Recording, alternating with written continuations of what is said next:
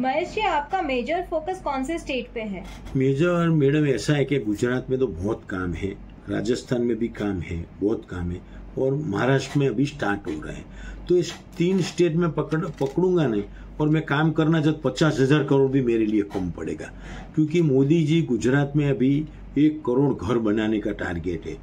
Rajasthan government का भी 50 लाख घर बनाने का टारगेट है। तो ये 3 स्टेट में मैं 2 और स्टेट पकड़ के मेरा एक्सपेंस बढ़ाना नहीं चाहता हूँ। तो ये 3 स्टेट में मैं भी काम करूंगा। फोकस मेरा 3 स्टेट में आज का तारीख में। Hello everyone, we are today with India Home Loan Limited. Mr. Mahesh Pujara, he is MD and chairman of the company, and he is the expert of this business, and he has been here since 4 decades now. So how are you, Mahesh ji? बस fine madam. Okay, sir आप इस business में कैसे आए? ऐसा है कि ये मैं पहला शेयर बाजार में काम कर रहा था, तो मुझे लगा कि भाई कोई कंपनी अच्छी, वो स्टडी करता था कि भाई अपन किस में हाथ डालें। तो मैं देखा कि हाउसिंग फाइनेंस ऐसा बिजनेस था कि आपका कभी पैसा डूबता नहीं है। वो हिसाब से मैंने फाइनेंस कंपनी स्टार्ट किया था 2008 के अंदर। ओके, तो अभी आपका कोर बिजनेस क्या है? हमारा ओनली फॉर एफोर्डेबल हाउसिंग में हम काम कर रहे हैं। 3 लाख से लेके 20 लाख का हमारा साइज है, और ये जो साइज है वो लोग छोटे छोटे लोग को ही हम लोन देते हैं, पर हमारे पास पूरी सिक्योरिटी रहती है। उसका मॉर्गेज हम कर लेते घर, उसका जो ओरिजिनल पेपर भी हमारे पास आ जाता है। तो हमारा रिस्क है 0% रिस्क है। और इंडिया में क्या बस्ती बहुत है और बस्ती बढ़ रही है, मकान की बहुत ये डिमांड भी है। जो छोटे लोगों को बहुत ऐसे, आज देखो 30% लोग ही सिटी में रहते हैं, 70% विलेज में। अभी धीरे धीरे सिटी में बढ़ रहे हैं, क्योंकि उसके बच्चे लोग पढ़ते हैं, सर्विस मिलती है, तो लोग आते हैं, तो लोग की घर की जरूरत तो बढ़ने वाली है। बराबर है। सर आप प्रधानमंत्री आवास योजना के बारे में क्या बताना चाहते हैं? देखो, प्रधानमंत्री आवास योजना इतनी अच्छी बनाई है मोदी जी ने। अभी तक मोदी जी ने देश के अंदर 1 से 1.5 करोड़ घर दिया। अभी उनका टारगेट है 4 करोड़ घर देने का है। आप सोचो कितनी ह्यूज डिमांड है। और ये जो 4 करोड़ घर देने वाले, वो भी डिस्काउंट रेट में दे रहे हैं मोदी जी। आज समझो एक बिल्डर मकान बनाएगा तो उसको जमीन खरीदनी पड़ती है, ये सब रहता है, तो उसकी जो वैल्यू रहती है 15 लाख रुपया। एग्जाम्पल देता हूँ, 1 बेडरूम और किचन, और गवर्नमेंट वही मकान 8 लाख रुपया में बेच रही है। आप सोचो 50% डिस्काउंट में, तो मेरा एनपीए होने वाला ही नहीं वो अकाउंट। और जो आदमी को पहला उसका स्वप्न का घर मिला, वो कभी वो स्वप्न को तोड़ेगा नहीं, वो घर जाने नहीं देगा, और वो मेरा इंस्टॉलमेंट हफ्ता रेगुलर भरेगा। सर ये जो योजनाएं होती हैं, उसमें मिनिमम घर का जो वैल्यूएशन होता है वो कितना होता है, और लोन्स कितनी वो ले सकते हैं? ऐसा है कि एज पर गवर्नमेंट रूल ऐसा है कि 90% से ज्यादा हम नहीं दे सकते। जो भी कॉस्ट है समझो 90%, समझो 10 लाख का घर है तो मैं 9 लाख तक लोन दे सकता हूँ, और मुझे नुकसान नहीं है, या तो मेरा कोई रिस्क इसलिए नहीं क्योंकि गवर्नमेंट ने वो 20 लाख का घर 10 लाख में दिया है, और मैं उसमें 9 लाख देता हूँ। ओके सर, कौन सी टाइप की लोन्स बेनिफिशियल होती है कस्टमर के लिए? फॉर एग्जाम्पल जो इंटरेस्ट रेट अभी जो लग रहा है, फ्लोटिंग लगता है, फिक्स लगता है, तो आज के समय में लोगों को क्या सोचना चाहिए और कौन सी लेनी चाहिए? देखो, हम जो लोग करते हैं फिक्स इंटरेस्ट पे करते हैं, और जो फ्लोटिंग रेट का बात कर रहे हैं आप, तो एवरेज जो देखेगा पढ़ा लिखा आदमी है, वो फ्लोटिंग में नहीं लेगा, मजबूरी में लेना ही पड़ता है। बाकी फ्लोटिंग में लॉस ही है, और हमारा फिक्स रेट रहता है। ब्याज बढ़ा है तो भी वही रेट में मिलता है, और नहीं बढ़ा तो भी वही रेट में मिलता है। सर करंट इंटरेस्ट रेट्स क्या हैं? देखो, हमारा करंट इंटरेस्ट थोड़ा ज्यादा क्यों है, हमारा 15 से 16% है। हमारा क्यों ज्यादा है कि 3 लाख से लेके 15-20 लाख वाले को कोई लोन नहीं दे रहा है। और लोन क्यों नहीं दे रहा है? बैंक को परवड़ता नहीं है, क्योंकि उसका जो फाइल बनाने का खर्च है वो बैंक बड़ी है, तो उसको जो कॉस्टिंग है उसका स्टाफ सैलरी, बाकी अदर एक्सपेंस, तो वो लोग एक फाइल तैयार कर 25,000 का खर्चा है, हमारा 2,000 में पड़ जाता है। तो और दूसरा क्या है कि बैंक के 3-3 लाख 5-5 वाले तो इतना स्टाफ नहीं वो लोग के पास, बहुत डिफिकल्ट है, इसलिए हम लोग लोन देते हैं, लोग हंसते हंसते लेके जाते हैं। और हमारा जो लोन है 5, 7 और 10 साल में ही लोन देते हैं हम लोग, 20 साल का लोन नहीं करते।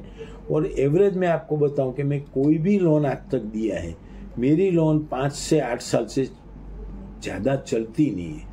ये लोग कैसे है कि बेचारा घर रात दिन टेंशन में रहता है कि हम लोन का पैसा कभी भर देवें। तो ज़्यादा करके जैसा वो लोग के पास पैसा आता है, उनका लड़का एग्जाम्पल सर्विस पे चढ़ा, ये चढ़ा, तो पहला लोन हमारा भरते हैं।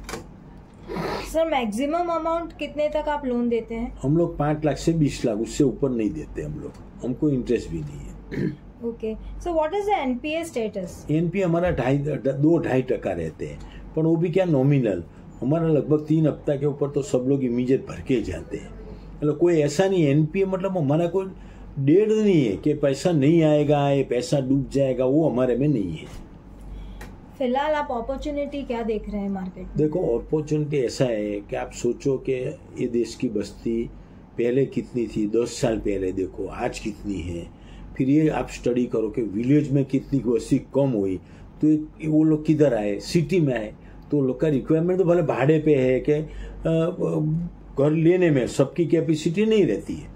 पर मोदी जी का जो अपना माननीय प्रधानमंत्री जी का जो टारगेट है कि एक एक आदमी को छत मिलनी चाहिए, तो सोचो आप 4 करोड़ घर बनेगा तो अपॉर्चुनिटी तो जबरदस्त है।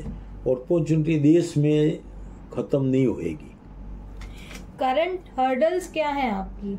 करंट जो हमारी हर्डल क्या है कि जो हम कोरोना के बाद बाहर निकले, तो अभी क्या है हमारी मेन है इक्विटी।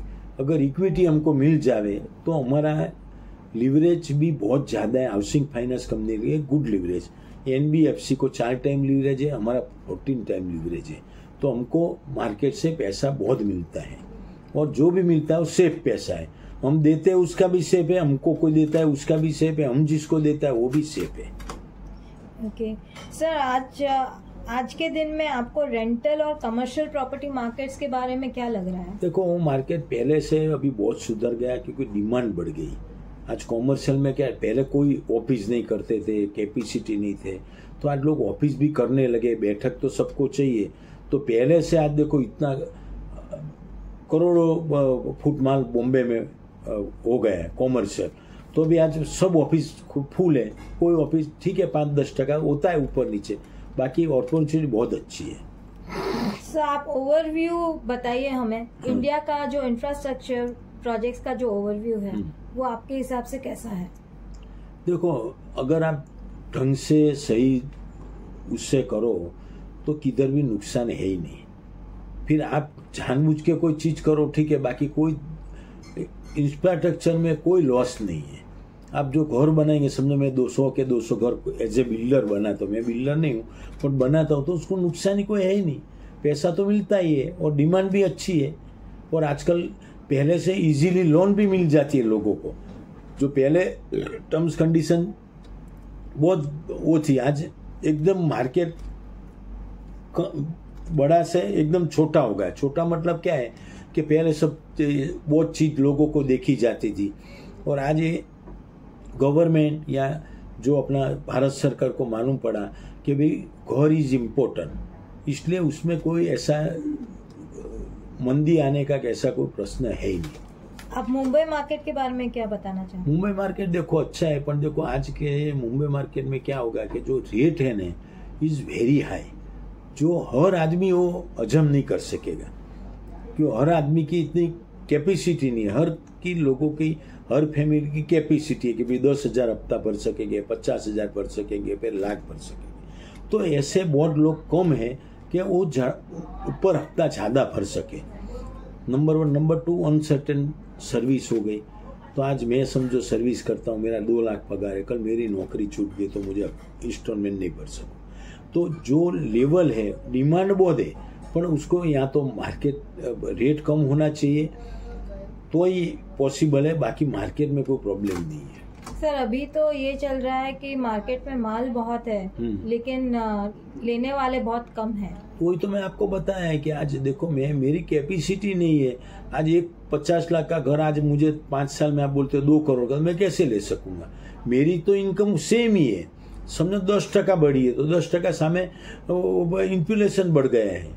तो मेरा तो जो मैं जिधर था उधर ही हूँ, तो मुझे तो कोई 50 लाख में देगा तो ही मैं लूंगा, नहीं तो मैं तो रेंट पे रहूंगा, मेरे को रेंट परवड़ेगा। तो अभी आपको क्या लग रहा है, बबल बस्टिंग का थोड़ा समय आ चुका प्रॉब्लम है? होएगा, बबल गम तो नहीं होएगा। बॉम्बे बड़ा सिटी है, राजधानी है पूरा वर्ल्ड दुनिया का, तो उधर इतना बबल नहीं आएगा, आएगा 10-25% ऊपर नीचे होएगा, वो तो ठीक है, एक नॉर्मल बिजनेस है। ओके सर, और आप क्या बताना चाहते हैं गवर्नमेंट की जो योजनाएं हैं नई नई उसके बारे में? देखो, हाउसिंग में जो गवर्नमेंट की बहुत अच्छी है, पहले से क्या ओपन हो गया, रेरा आ गया, तो आपका चीटिंग होने का चांस कम हो गया, तो गवर्नमेंट आज बहुत सहूलत दे रही है। फिर क्या है कि जो बिल्डर है एनए करने में, जमीन एनए में, फिर जो म्यूनसिपालिटी है वो अभी सब ओपन हो गया, तो आपको टाइम आपका नहीं वेस्ट होता है, आपको फटाफट परमिशन सब जगह से मिल जाती है और आप इमीडिएट बना सकते हो घर भी। सर, आपकी फाइनेंशियल स्ट्रेंथ क्या है? फाइनेंशियली देखो, हमारा हमको कोई प्रॉब्लम नहीं है, हमारा किधर भी पैसा नहीं अटका है, पर प्रॉब्लम हमको जो कोरोना की वजह से हो गया तो उसमें से हम ऑलरेडी बाहर निकल गए हैं। प्रॉब्लम कोई नहीं हमको। अभी अगर हमको इक्विटी थोड़ा आ जावे तो हमारी गाड़ी डबल ट्रैक पे चलेगी। कंपनी काफी स्टेबल है इतने सालों से। देखो, इतना साल से हम लोग करते हैं और हमारे पास एक्सपीरियंस बहुत हो गया है। जो भी हुआ 2008 से हम कंपनी चलाते, तो हमारे पास एक्सपीरियंस बहुत हो गया है, किधर हम फंसे नहीं है, किधर हमारा कोई देखो बिजनेस है 2-3% किधर न किधर लॉस जाता है, वो तो जाता है ये सबको, बाकी अदरवाइज हमारे कंपनी में कोई मेजर प्रॉब्लम नहीं आया है। और मेजर प्रॉब्लम सर कभी मैडम आता है कि प्रमोटर गलत है। आज मैं मेरी कंपनी में चोरी करूंगा तो दुनिया चोरी करेगी, पर आज तक हम लोग एज ए प्रमोटर हमने कोई 100 रुपया का गलत काम नहीं किया, इसलिए आज हमारी कंपनी का जो पाया है वो मजबूत है। सर, रेवेन्यूज को देखें, कंपनी की रेवेन्यूज को, वो अभी फिलहाल काफी डाउन है। वो डाउन है, उसका मतलब क्या है कि हमारा बुक 300 करोड़ का था कोरोना के टाइम, आज हमारा बुक हो गया 190 करोड़, पर क्योंकि हमारी बुक बहुत अच्छी थी इसलिए 190 करोड़ वापस आया। अगर मेरी बुक में गलत चीज होती तो मेरे को पैसा नहीं वापस आता, और इसलिए मैं खड़ा हूं ना, आज स्ट्रेंथ है ना मेरी, मजबूत स्ट्रेंथ में खड़ा हूं मैं। जी सर, आप आने वाले 3 साल को कैसे देख रहे हैं? देखो, आने वाले अगर प्रधानमंत्री जी को अपन जिता देंगे सब मिलके, तो कोई देखने का कुछ जरूरत ही नहीं है, अपनी इकोनॉमी जबरदस्त हो जाएगी, उसमें कोई डाउट नहीं। आज देखो, लोगों की इनकम पहले क्या थी, आज क्या है, लोगों की इनकम भी अनाप शनाप बढ़ गई, लोगों को, खेडूत लोगों को भी उनका अच्छा रेट मिलने लगा।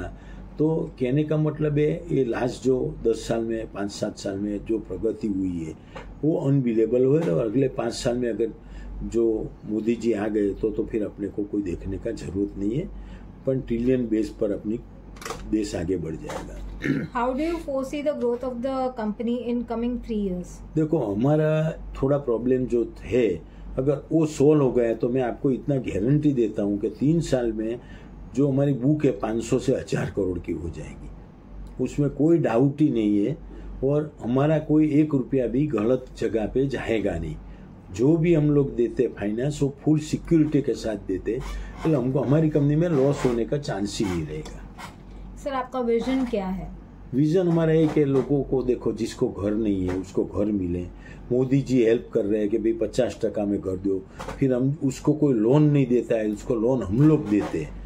मैं देखो खाली आधार कार्ड और वो लेके आता है तो भी मैं लोन दे देता हूँ, कि मुझे मालूम है कि उसका अभी वो भाड़ा तो भर ही रहा है, तो मेरा इंस्टॉलमेंट भाड़ा जितना ही है, रेंट जितना ही है, तो मेरा उसको इंस्टॉलमेंट भरेगा तो उसको घर फ्री में हो जाएगा 5-7 साल 8 साल में, तो वो बड़ा बेनिफिट है। तो मैं यही देखता हूँ कि मेरी कंपनी को सबका आशीर्वाद भी मिलेगा।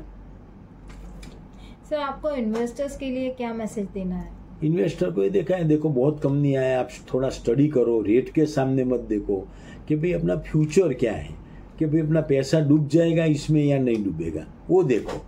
मैं कोई कंपनी का नहीं बात कर, कोई बहुत कंपनी ऐसी है जो बहुत ऐसे है यूनिट है तो उसमें लॉस जाता, हमारे में लॉस होने का सवाल ही नहीं आता। आज मैन्युफैक्चर यूनिट में आप किधर लगाओ, किधर रेट ऊपर गया, डाउन हो गया, फैक्ट्री बंद हो गई, हड़ताल हो गई, जो भी उधर वो लॉस है, हमारे उधर लॉस जाने का 0% चांस है। Anything else you would like to add? नहीं, बस सब अच्छी तरह से रहे, भगवान को प्रार्थना करें और सब लोग का जीवन सुखी में हो, बस और क्या मांग सकते हैं। Thank you Mahesh ji. Thank you, नमस्कार।